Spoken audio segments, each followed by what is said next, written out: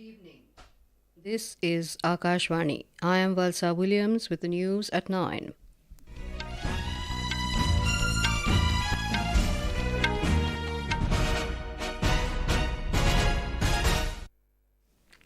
The headlines. New Delhi says any external imputation on India's electoral and legal processes is completely unacceptable. Delhi court extends Enforcement Directorate's custody of Chief Minister Arvind Kejriwal till the 1st of April in alleged liquor policy scam. President Droupadi Murmu emphasizes that infrastructure and construction projects should be made climate-friendly and energy efficient. In badminton, Sindhu advances to women's singles quarterfinal of Madrid Spain Masters tournament. And in IPL Cricket, match underway between Rajasthan Royals and Delhi Capitals in Jaipur.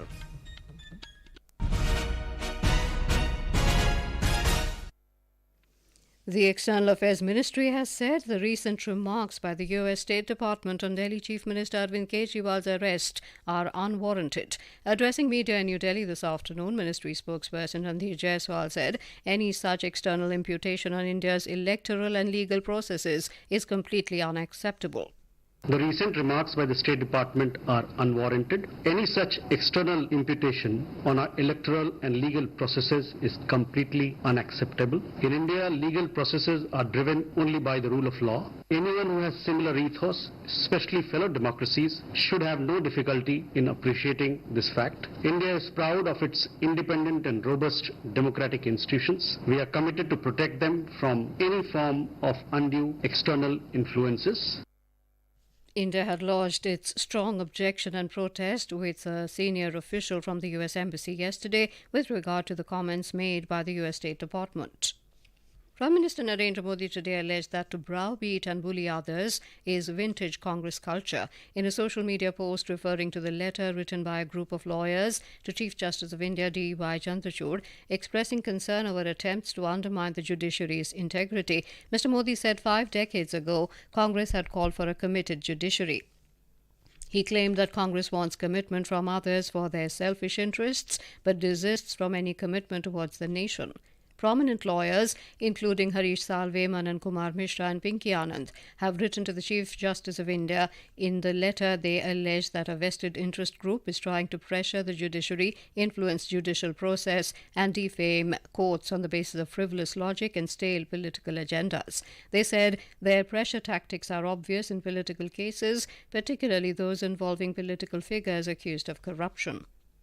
A Delhi court has extended the Enforcement Directorate ED custody of Delhi Chief Minister Arvind Kejriwal till the 1st of April in the money laundering case related to the alleged liquor policy scam case. He was arrested on the 21st of March by the ED. Special Judge Kaveri Baveja of Rouse Avenue Court passed the remand extension order after Kejriwal was produced in court on the expiry of his 6 days of ED custody. Yesterday, the Delhi High Court had declined interim relief to Kejriwal and only issued notice on his plea challenging the arrest and remand. The External Affairs Ministry has reiterated that Arunachal Pradesh was, is and will remain an integral and inalienable part of India. Responding to media queries in New Delhi this afternoon, Ministry spokesperson Ranveer Jaiswal said India's position on the matter of Arunachal Pradesh has been made very clear time and again. China may repeat its baseless claims as many times as they want. That is not going to change our position. Arunachal Pradesh was, is and will remain and always remain an integral and inalienable part of India. On Indian nationals seeking discharge from the Russian army, the spokesperson said the ministry is constantly in touch with Russian authorities over the matter. He said India has taken it up strongly to have its nationals released and discharged as early as possible. The notification for the second phase of Lok Sabha elections has been issued. The elections will be held in 88 seats in 12 states, including 1 union territory in this phase. 20 Lok Sabha seats of Kerala, 14 seats of Karnataka, 13 seats of Rajasthan, 8 seats each of Uttar Pradesh and Maharashtra, 7 seats of Madhya Pradesh, 5 seats each in Assam and Bihar, 3 seats each of West Bengal and Chhattisgarh, and 1 seat each in Manipur, Tripura and Jammu and Kashmir will go to polls in in the second phase. Nominations can be filed till the 4th of April. Voting for this phase will be held on the 26th of April. Scrutiny of nominations across all states and union territories will be done on the 5th of April, except in Jammu and Kashmir, where it will be held on the 6th of April.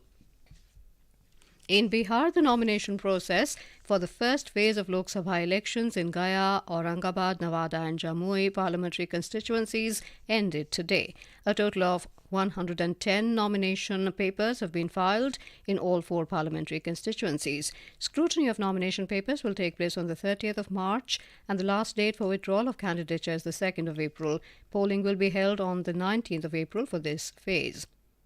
In the first phase, BJP is contesting on 2 seats, and Lok Janshakti Party, Ram Vilas and Hindustani Awam Morcha have fielded candidates on 1 seat each. From the Grand Alliance opposition, RJD is contesting on all 4 seats. More from our correspondent. On the last day, candidates from BJP, RJD, LJPR, BSP and other parties filed their nomination papers. Former Chief Minister and Hindustani Awam Morcha patron Jitan Ram Manjhi and his rival from RJD, Kumar Sarvajit, filed nomination papers from Gaya parliamentary constituency. Vivek Thakur, son of former Union Health Minister Dr. C.P. Thakur, filed nomination papers from Nawada constituency as a BJP nominee. Former Director General of Health Services Dr. Jagdish Prasad submitted his papers from Jamui Lok Sabha seat. LJPR nominee Arun Bharti from Jamui, RJD candidates Archana Kumari Ravidas and Abhay Kumar Kushwaha from Jamui and Aurangabad constituencies are prominent candidates who filed their nomination for the first phase. Dharmendra Kumar Rai, Akashvani News, Patna. This is Akashvani giving you the news. For quick news updates round the clock, follow us on our Twitter handle at AIR News Alerts.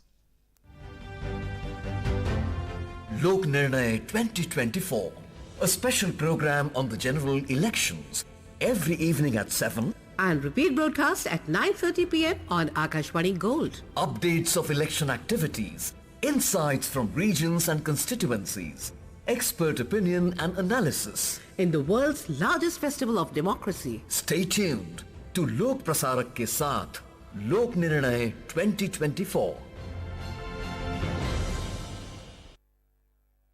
Welcome back to the news at 9. Continuing with the election news, in Assam, nomination of 36 candidates was found valid for the first phase of polls, and nomination of 2 candidates has been rejected. A total of 38 candidates filed nominations in the first phase for 5 Lok Sabha seats. For the BJP, former Chief Minister and present Union Minister Sarbananda Sonowal, MP Tapan Kumar Gogoi and MLA Ranjit Datta are in the fray. Congress MP Gaurav Gogoi and former MLA Rosalina Tirke have also submitted nominations. The president of Ahom Jatiya Parishad, Lurinjyoti Gogoi, has filed nomination from Dibrugarh seat. Meanwhile, filing of nomination papers has also begun for the second phase in the state. 5 seats will be covered in this phase, that includes Silchar and Nagaon. In Andhra Pradesh, simultaneous elections for the 175 state assembly seats and 25 Lok Sabha seats are scheduled to be held in the 4th phase on the 13th of May. We have more from our correspondent. The major electoral contest in Andhra Pradesh is seen to be between the NDA coalition of the Bharatiya Janata Party, Telugu Desam Party, Janasena combined and the incumbent YSR Congress Party. Barring a few seats, all the political parties have announced the list of candidates contesting the elections. While the YSR Congress Party has started its election campaign with the slogan Memanta Siddham, meaning we are ready for the polls, the TDP, the major player in the NDA coalition, is campaigning with the slogan Prajagalam, meaning voice of the people. The Congress Party has also started its campaign in the state. As per the latest electoral roll, there are about 4.09 crore electors in Andhra Pradesh, with the female voters slightly outnumbering the male. More than 9 lakh first-time young voters have registered their votes. The Gazette notification for elections in Andhra Pradesh is scheduled to be issued on 18th April, with the last date of nomination being 25th April. Polling will be held on 13th May and counting on the 4th of June. The Election Commission is making elaborate arrangements to ensure free and fair elections in the state. With Allu Murali, this is Sri Sai for Akashvani News, Vijayawada. The Election Commission has set up special polling stations for the Kashmiri migrant voters who are residing at various camps at Jammu, Udhampur and Delhi to give an opportunity to exercise their franchise in person through electronic voting machines on the day of poll during Lok Sabha elections in Jammu and Kashmir. The Commission in a statement said, for those who are at present residing outside their place of ordinary residence and elsewhere other than the territorial limit of Jammu, Udhampur and Delhi shall have the opportunity to exercise their franchise through postal ballot papers. The Commission added that all migrant voters other than those who opted to vote in person have the option to vote through postal ballot papers. Odisha's Cuttack MP Bhartruhari Mehtab joined the BJP today. Mr. Mehtab resigned from the BJD a few days ago. He was inducted into the BJP in the presence of senior party leader and Union Minister Dharmendra Pradhan and Party General Secretary Vinod Tavade at BJP headquarters in New Delhi. Meanwhile, former BJP MP from Ranchi, Ram Tahal Chaudhary, has joined the Congress. He joined the party in the presence of Congress leaders Ghulam Ahmad Mir and Pawan Kheda in New Delhi.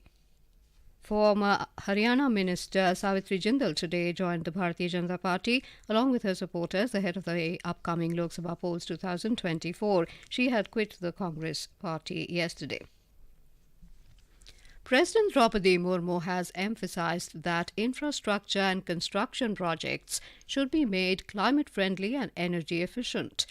Addressing a group of assistant executive engineers of CPWD at Rashtrapati Bhavan today, the President said the buildings, roads and other infrastructure should be sustainable, energy efficient and environment friendly. She added that engineers should be innovative in their approach so that they can deal effectively with emerging challenges.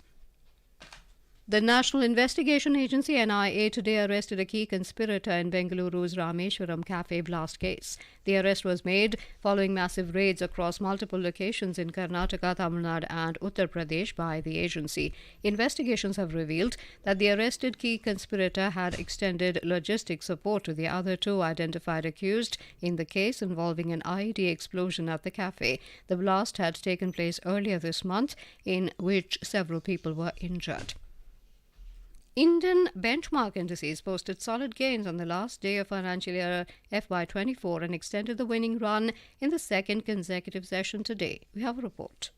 The Sensex was up 655 points or 0.9% at 73,651 and the Nifty climbed 203 points or 0.92% at 22,327. In the broader market at the BSE, the mid-cap index gained marginally by 0.01% and the small-cap index jumped 0.70%. In the forex market, the Indian rupee today ended at 83 rupees and 40 paise against the US dollar. Gold prices at multi-commodity exchange for April contracts were trading at 66,915 rupees per 10 grams. Silver prices were trading at 74,710 rupees per kilogram for May contracts when reports last came in. Rajesh Lake for Akashvani News. Onto sports in badminton. Indian ace shuttler PV Sindhu has advanced to the women's singles quarterfinal of Madrid Spain Masters tournament. She registered a comfortable win over Taiwanese player Wei Huang in straight games 21-14, 21-12. In men's doubles, Indian pair Dhruv Kapila and M.R. Arjun also entered into quarters with an impressive triumph over Scottish duo C. Grimley and M. Grimley in straight games 21-17, 21-19. In IPL Cricket, Rajasthan Royals were 145 for 5 wickets in 18 overs against Delhi Capitals at Savai Mansingh Indoor Stadium in Jaipur when reports last came in. Earlier, Delhi Capitals won the toss and elected to field. The India Meteorological Department IMD has forecast light to moderate rainfall over the western Himalayan region and adjoining plains of northwest India for the next 4 days. It said another fresh western disturbance is likely to affect the western Himalayan region. Under its influence, fairly widespread to widespread light rainfall accompanied by thunderstorms and lightning is expected over Jammu, Kashmir, Ladakh, Gilgit-Baltistan, Muzaffarabad, Himachal Pradesh, Punjab, Haryana, Chandigarh, Uttar Pradesh and Uttarakhand until Sunday. And now, before we end the bulletin, the headlines once again. New Delhi says any external imputation on India's electoral and legal processes is completely unacceptable. Delhi court extends Enforcement Directorate's custody of Chief Minister Arvind Kejriwal till 1st of April in alleged liquor policy scam. President Droupadi Murmu emphasizes that infrastructure and construction projects should be made climate-friendly and energy efficient. In badminton, PV Sindhu advances to women's singles quarterfinal of Madrid Spain Masters tournament, and in IPL Cricket, match underway between Rajasthan Royals and Delhi Capitals in Jaipur. That is all in the news at 9. Good night.